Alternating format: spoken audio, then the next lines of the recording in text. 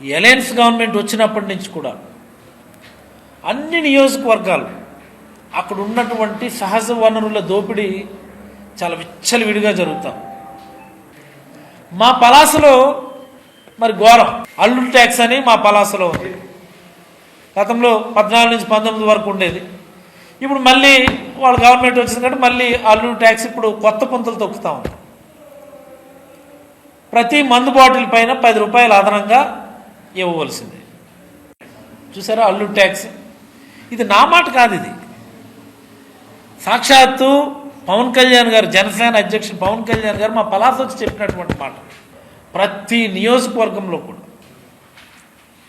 ఏది దొరికితే దానిపైన ఎవడ లెవెల్లో ఆడు ట్యాక్స్ కలెక్ట్ చేసుకొని ప్రజలను అయితే పీల్చి పిప్పి చేసేస్తూ ఉన్నారు.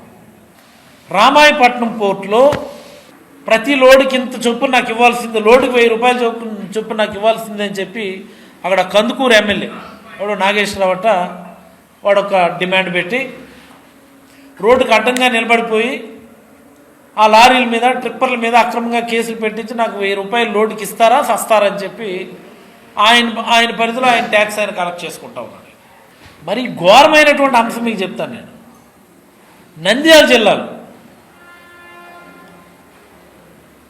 ఒక లేడీ ఎమ్మెల్యే ఉంది, ఒక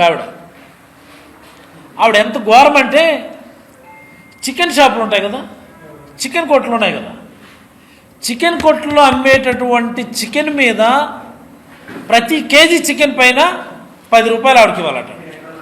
పాపం మొన్న ఈ బర్డ్ ఫ్లూ గట్రా వచ్చి చికెన్ అమ్మకాలు తగ్గిపోయి పాపం ఆవిడ కూడా కలెక్షన్ బాగా దెబ్బ కొట్టుకుని ఉంటుంది.